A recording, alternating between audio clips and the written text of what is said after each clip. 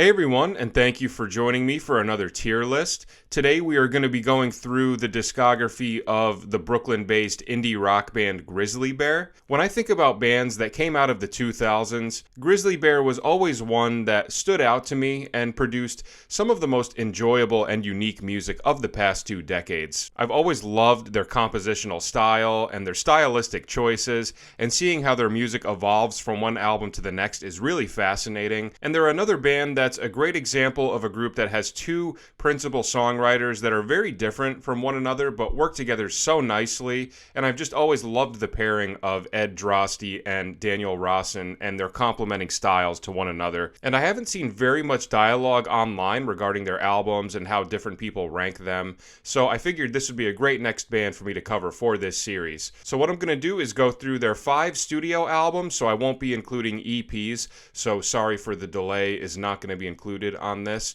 but I'll be starting out with Horn of Plenty and going up to Painted Ruins, and I will score each of them on this tier list, with S being the highest and D being the lowest, and I'll talk a little bit about each album, let you know my thoughts, and we will see where we end up. And please feel free to let me know your thoughts in the comments, where you agree and disagree, and how you would rank these 5 albums. I would love to hear your thoughts.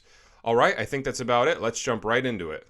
Okay, starting out, we have their debut studio album from 2004 titled Horn of Plenty, and I will give this a B. This is a very interesting debut album. It's definitely not bad. There's a lot of stuff about it that I do really enjoy, but it does sound much different from all of the albums that would follow it, and with this initial release, the lineup only consisted of Ed Drosty, who pretty much played everything and wrote all of the songs on here, and we do have Christopher Bear doing drums and vocals on one track, but that's it. So this is very much an Ed Drosty solo album, and he had said that when he wrote this, he really did it completely for himself. So because of that, it sounds very distinct from the rest of the Grizzly Bear discography, and stylistically, it's pretty experimental with a general lo-fi sort of feel with some psychedelic folky elements throughout it as well. And from a creative standpoint, this music is very interesting, and it does have a lot to take in with all sorts of twists and turns from track to track, as well as some really beautiful sounds and tasteful combinations of electronics and instruments. So in general, I do have positive feelings about this album on its own, but at the same time, when I look at it through the lens of comparing it with the rest of the Grizzly Bear discography, I do think that because this wasn't really a Grizzly Bear album as a full band yet, I wouldn't say that this album contains the sounds that I regard as the best of Grizzly Bear. I think Ed is a really interesting songwriter, and he has definitely contributed to some of my favorite Grizzly Bear songs, but I also think that once Daniel came in and started contributing his own songs, as well as the contributions from Chris and Christopher, I think that's when the true magic of Grizzly Bear really started to happen. So because of that is the main reason as to why I needed to put this in B tier, but I definitely wouldn't say that it's a bad album either. It does have a nice, decent chunk of tracks that I do find really enjoyable. Some noteworthy tracks for me on here are the opener, Deep Sea Diver, a really beautiful and moody lo-fi track to bring the album in on such a nice vibe. Campfire is a super cool song with really dark guitar and vocal parts. I love the mysterious mood of it. Shift is a really cool transitional track, really pretty piano and vocal parts with this really lo-fi production. I love the whistling too. One of those songs that demonstrates that amazing combination of sounds that I talked about before. A Good Place is another very pretty and moody track, and I absolutely love Service Bell. That's probably my favorite song on this album. That song just puts me in such a vibe. I just love the dreary and sad sort of mood of that song, and it's really a mood that sort of blankets this album. I think this record has kind of a dreary sort of sound to it, and would honestly probably be a great album to listen to on a rainy day, now that I'm thinking about it. But like I said, there's no shortage of cool and interesting songs on this album. I just think in comparison to the rest of the Grizzly Bear discography, this one doesn't hold up as much as the other 4, and I would say that this is the one that I probably go back and revisit the least. I do need to be in a very particular mood to listen to this album, and that is definitely not the case with some of their other albums, but regardless of that, it's still a very interesting first record to put out, and like I said, it's got a handful of really great songs, so this one will get a B. All right, next we have their second studio album from 2006 titled Yellow House, and I will give this one an S. Absolutely incredible album and such a huge improvement from the first release in my opinion. This is the first album to feature the full Grizzly Bear lineup of Ed Drosty, Daniel Rawson, Christopher Bear, and Chris Taylor, and because of that, this is the first album where we really get that unique Grizzly Bear sound with all of the great flavors that each member brings to the table. Just a really magical album filled with so many rich and adventurous sounds and textures. An album that really takes you on this wild journey from beginning to end with so many different moods and emotions. Stylistically, this one takes on like a psychedelic folk, indie, art rock, baroque rock sort of hybrid with really rich instrumentations from track to track, utilizing stuff like piano, xylophone, clarinet, flute, auto harp, lap steel, glockenspiel, banjo, and saxophone. The guitars are mostly acoustic throughout this album, but we do get a little bit of electric mixed in here and there as well. And the arrangements of the instruments on this are just top-notch, creating so many rich and pretty textures that complement these songs so beautifully. The guitar writing is very adventurous with lots of interesting harmonic movements and some dissonant chord voicings from time to time that really catch my ear. And that is one component of Daniel Rawson's songwriting that I appreciate so much. He definitely has a really unique sense of harmony and uses a lot more, jazzy types of chords and more tense and dissonant harmonic movements that I really appreciate. And he's really a powerhouse of a guitar player, and that is just abundantly clear throughout this album. It really shows how much of a difference his addition made to the Grizzly Bear sound. The album has 10 tracks with a pretty even split of Ed and Daniel on lead vocals, and I think just about every song on here is perfect. It opens up with Easier, which brings the album in beautifully with the sweet sounding flutes, and then brings in the main groove, which has sort of a folky guitar part with some banjo backgrounds, and the drums are using brushes, and all sorts of other instruments come in to provide additional layers and textures, and this track just sets up the album so nicely. Then that is followed by Lullaby, which is probably my favorite song on this album. I think the vocal melodies and guitar parts are so pretty and colorful. I love the way the vocal melody is doubled with the glockenspiel, and just throughout this album, instrumentally, it is on a completely different level and is a perfect example of why Grizzly Bear is such a unique band. Obviously, Knife is a Grizzly Bear classic, and I would say probably their first song of their discography to sound like somewhat of a mainstream song, still, very much in that indie sort of realm, but I would say that the first song that sounds like it could be on the radio. Central and Remote takes us away from that feel-good vibe of Knife and brings us into more of an up-tempo and sort of antsy kind of vibe. Great use of the xylophone on that one, and also a really amazing and wide use of dynamics all throughout the song.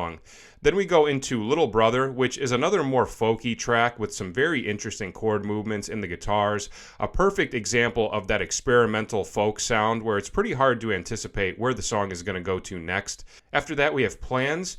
And for whatever reason, this is the one song on here that I've never been able to get into. Not sure why, but just no matter how many times I listen to it, it never seems to grow on me. But after that, we have Marla, which is another one of my favorite tracks on here, and I consider this one to be a really underrated Grizzly Bear song. It's just got such an interesting and sort of disorienting vibe with these really interesting piano parts, some more dissonant chords going on within the piano, and just a lot of tension in certain sections. This one has always given me hints of like early Pink Floyd, and I just really love, like I said, that sort of disoriented feeling that this song evokes. Then we change gears with On a Neck, On a Spit, a very beautiful song with a great intensity to it, and a great use of dynamics and shift in tempo about halfway through the song, which is just such a nice little jolt of energy, and a super catchy guitar and vocal part as well. Another one with some dissonant guitar voicings, also utilizing chords like the diminished major 7, which is pretty uncommon in this style of music. I find it very interesting. Then we have the Reprise, which brings things down a bit and takes the listener on a nice chill journey that evokes all sorts of beautiful imagery. and sets up the closing track beautifully, which is titled Colorado. This one wraps up the album on more of a spacey and psychedelic mood and goes in all sorts of interesting directions. A great closer to an amazing album. So I think this is a massive improvement from the first release. With the full lineup now intact and contributions coming in all sorts of directions, I think it produced so many interesting songs with beautiful and lush instrumentations and just a very enjoyable, psychedelic, and adventurous listen from front to back with all sorts of twists and turns and mood shifts, and just a very solid and classic Grizzly Bear album. So this one will get an easy S. Alright, moving on, we have their third studio album from 2009 titled Veckatimest, and this one gets an easy S. Absolutely incredible album, and in my opinion, it's an even further improvement from Yellow House, which is a pretty impressive achievement given how great that record was. Stylistically, this one still contains some similar elements to Yellow House, but also veers off and introduces some new sounds that we hadn't heard from Grizzly Bear up to this point. Yellow House consisted more of songs that had already been written by Daniel or Ed, on their own, with a couple of songs that were written collaboratively, but this is the first album where everything is starting from scratch, and we're really hearing what it sounds like when this group puts their creative forces together and writes an album. And I think it resulted in a record that contains some of the best Grizzly Bear songs of their entire discography. And I will say that for me personally, of all of the Grizzly Bear albums, this one definitely contains the largest amount of my favorite Grizzly Bear songs. It has 12 tracks, opening up with Southern Point, which is a rock solid opener, which does bring us in on more of that acoustic psychedelic folk sort of vibe, which does contain similar sounds to Yellow House. But then we go into 2 Weeks, which is probably Grizzly Bear's most popular song and definitely a favorite of mine as well. And this one is definitely a stylistic shift compared to everything else that we've heard from them up to this point, with some more poppy elements, which obviously helped in it becoming such a huge hit for them. I absolutely love everything going on throughout this song with the vocal melodies, the beautiful vocal harmonies, the background counter vocals over the chorus, against the very vibey and colorful musical backdrop it creates. It's just an absolutely amazing song and one of Grizzly Bear's best. Then we take the vibe down for a bit with All We Ask, which goes back into more of that folky realm, but also veers off into other interesting territories throughout. And then that is followed by another one of my favorites on here titled Fine for Now. Such a beautiful track. I love everything about this song. The harmonized vocal melodies, the guitar progressions, and the way the song builds into that hard-hitting instrumental section. Whenever that part comes in, it just feels so intense and satisfying. And this is another song that would make my top 10 favorite Grizzly Bear song list. Then after that, we go into Cheerleader, and this is probably going to be my one big hot take from this video. I know that some people are going to disagree with this, but for some reason, I've never been able to get into the song Cheerleader. I don't know why. I know it's a popular one of theirs, and so many people love it, and I've really tried, but no matter how many times I listen to it, it just never grows on me, and I don't know why that is, but that is the only track that I dislike on this album. So certainly not a bad ratio by any stretch. But after that, we have probably my favorite succession of 2 songs of the entire album, with Dory and Ready Able. Dory is another track that just builds so nicely, so many pretty textures and layers throughout the vocals, and really colorful harmonic movements and note choices within the vocal melodies. And then when it goes into that final section of the song with that adventurous chord progression and harmonized vocal parts, it just creates such a cool vibe that I love so much. One of my favorite sections of any Grizzly Bear song. And then Ready Able would easily be my favorite song from this record. Just such a magical and psychedelic song with so many colorful moments and interesting changes. Such a cool music video for it as well. One of my favorite music videos.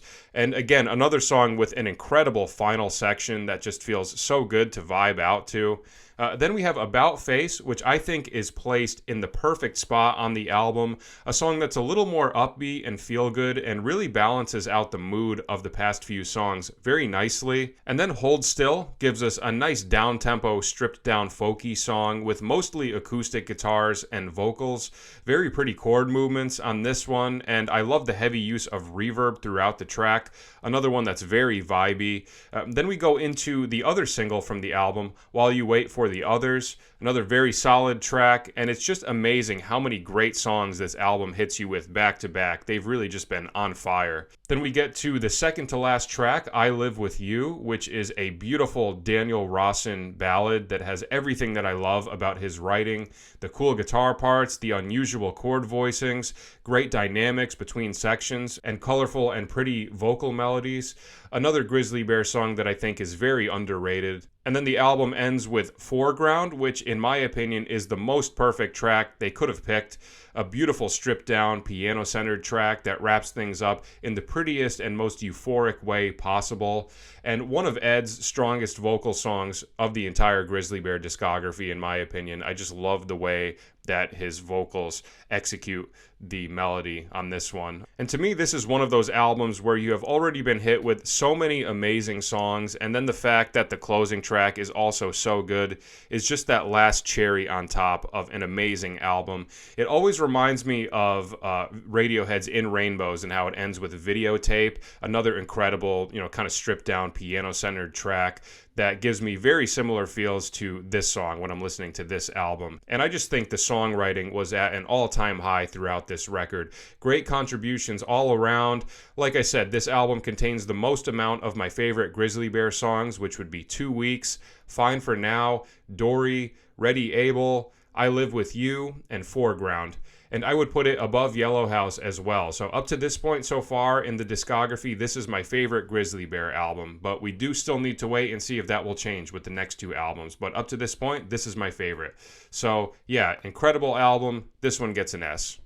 All right, next we have their 4th studio album from 2012 titled Shields. And I will give this one an A. This is a very good album, but I would say it's a little bit of a downgrade from Yellow House and Veckatimest. The intention behind this album was to try to write something that was as collaborative as possible, and I think it resulted in an album that is largely good, but does have a couple of tracks here and there that aren't the strongest and do take away from it a little bit. I know they had said that this wasn't recorded in the most relaxed fashion. It seemed like it was a little bit rushed, and maybe that had something to do with it. And initially, when I first heard this album, I actually didn't like it very much, but after I listened to it a few more times, it did get better the more I listened to it and grew on me a little bit more. So I would say that for anyone who has ever been dismissive of this album, I would give it a few more chances and see, if you end up liking it more. And although there are a couple of songs on here that I'm not crazy about, I think it does get balanced out by having some really exceptional songs, and there are 2 on here that would definitely make my list of top 10 favorite Grizzly Bear songs, with Sleeping Ute and Yet Again. Both are absolutely incredible songs, and I would say that Sleeping Ute is the best opening track of any Grizzly Bear album, so that is one thing that is hugely in favor of this record. I do think it is the best opening track, and Yet Again would probably even make my top 5 favorite Grizzly Bear songs. I think that song is just perfect. A couple of others on here that I think are cool are A Simple Answer. That one provides a nice little upbeat burst of energy for the midpoint of the album. What's Wrong is a very cool and vibey track. I love the electronics and the colorful harmonic movements. A nice little dark turn after A Simple Answer. Gun Shy is amazing, and that would be my 3rd favorite track from this album after the other 2 that I had mentioned, and that one might even make my top 10 favorite Grizzly Bear list as well. Half Gate has this really great, beautiful intensity to it. And Sun in Your Eyes is an awesome, badass, and hard-hitting closer with so many epic moments. So as you can see, I do think the majority of this album is very good, but it does have those couple of tracks I'm not crazy about, with Speak in Rounds and The Hunt. And I could do without Adelma, that little minute-long transition track. I don't really necessarily think that adds anything to the album. But other than that, I do have general good feelings about the rest of the album. I think the main thing differentiating it between everything that's in S tier is that I think the S tier albums contain just general higher quality songs more consistently throughout the albums, whereas this record kind of has a couple of really big high points here and there, and then the other songs that I like are all good songs, but none of them are tracks that I would regard as any of my favorite and most standout Grizzly Bear songs, but still very good nonetheless, and like I said, contains a couple of songs that are definitely favorite Grizzly Bear tracks of mine, like Sleeping Ute, Yet Again, and Gun Shy. So a solid album, but a slight decrease from the previous 2 releases. This one will get an A. Okay, and lastly, we have their fifth and most recent studio album from 2017 titled Painted Ruins, and this one gets an easy S. I absolutely love this album, and before I get into it, I will do the grand reveal of how I rank the three albums in S tier. So my number one favorite has got to be Veckatimest. I just think that album is too good. My favorite Grizzly Bear album. Now for number two, if it's between Painted Ruins and Yellow House, I would probably do number two as Painted Ruins and number three Yellow House, but I feel like those two are sort of interchangeable depending on what mood I'm in. But as of late, I think I would put Painted Ruins at number two. Each album is so good in their different ways, but in terms of having the most of my favorite Grizzly Bear songs and for consistency and replay value, Veckatimest would be my number one, but this one is a very close second. I definitely think this is a big upgrade from Shields, and after Shields, they were pretty burnt out and had to take a break from music for a little while until they were ready to pick back up again, and they made the conscious choice to really take their time with the writing process for this record, and they said that it was all written in a very collaborative fashion, and I think it resulted in an incredible album that is very consistent from front to back. This one takes on a more keyboard and synth heavy sound, which makes for some really vibey and psychedelic tracks, sometimes almost giving me like a Tame Impala sort of vibe, at least from an instrumental perspective. I really love the production on this one. Everything sounds so massive and the layers and textures are mixed together so smoothly. Right from the opening track, I was just hooked. Wasted Acres is the perfect opener, starting with some combinations of synths and woodwind instruments, and then bringing the vocals in and getting things going. Just an awesome opening track. And then we have Morning Sound, which is the big hit from this album. An awesome song, but I will say I do think there are stronger tracks on this album, but I do understand why this was a big hit for sure. Four Cypresses is a cool song, but if I did have to pick one least favorite song from this album, it would be this one. However, the following track, Three Rings, is one of my favorite Grizzly Bear songs. I had always liked it, but one time I was listening to it and that final section of the song came in and it just hit me so hard. And I just realized how beautiful of a song it was. And it ended up turning into one of my favorite Grizzly Bear songs randomly, and would be my favorite song on this album. It's just so beautiful. And really the whole song just feels like a giant build up to that final section, which is one of the most beautiful sections of any Grizzly Bear song, in my opinion. That vocal melody is just perfect. Losing All Sense is the perfect follow-up and another popular song from the album. I love the groovy nature of this song. And then we have Aquarian, which is another favorite of mine on here. To me, a song like this is a perfect example of how great the production is on this record. Every single instrument on this song just sounds so crisp and clear and huge. The bass, the drums, the keys, the vocals. Such a great song with an awesome energy to it. Cut Out would be another favorite of mine on here. I particularly love the vocal melodies on this one. Find it very catchy. And then Glass Hillside changes the vibe. It's a dark and moody song with this nylon string guitar that eventually changes and goes into this psychedelic, funky synth sort of section that creates a really cool vibe. Then we have Neighbors, which is another beautiful song with Ed Drosty on lead vocals. And then they wrap up the album with two more amazing tracks, starting with Systole and then Sky Took Hold.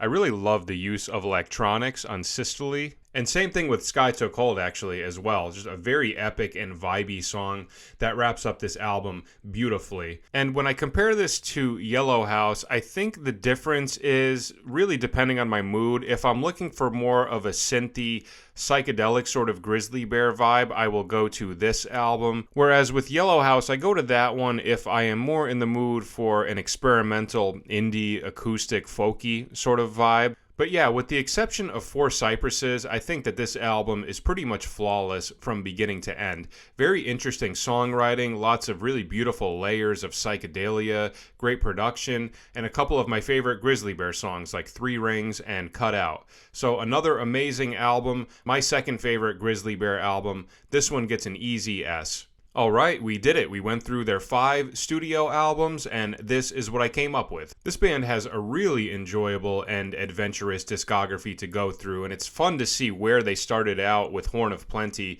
and then see where they ended up with Painted Ruins. And that is the mark of a very cool musical evolution that's very fun to listen to and hear play out. And although the band is currently on a hiatus and haven't released another album since this one, they've never officially broken up, and they haven't ruled out the possibility of reuniting or recording any new music at some point, so we can still hold out hope that there may be some new Grizzly Bear for us in the coming years. And personally, I think this band still has a lot of great music left to give us. I think the fact that their most recent album was one of their best is about as clear of an indicator as you need that they are still on top of their game when it comes to songwriting, and hopefully we do get a new album at some point down the road. But even if we don't, this 5-album discography is very enjoyable, and there is no shortage of solo stuff from some of the individual members as well that can also be explored. So at least we have that regardless of what happens to this group. But like I said at the beginning, I think this is one of the more standout groups of the 2000s and the 2010s, and I'm really glad to have finally covered them for this series. So that is it for today. Thank you so much for watching. I hope it was enjoyable, and hopefully you learned a thing or two. And if you are interested, please feel free to check out my other tier lists linked in the description and the comments and see if there is anything else that you might like. And like I said, please feel free to let me know your thoughts in the comments, where you agree and disagree, and how you would rank these 5 albums. I would love to hear your thoughts. All right, that is it for today. Thanks again for listening, and I will see you at the next video. Take care.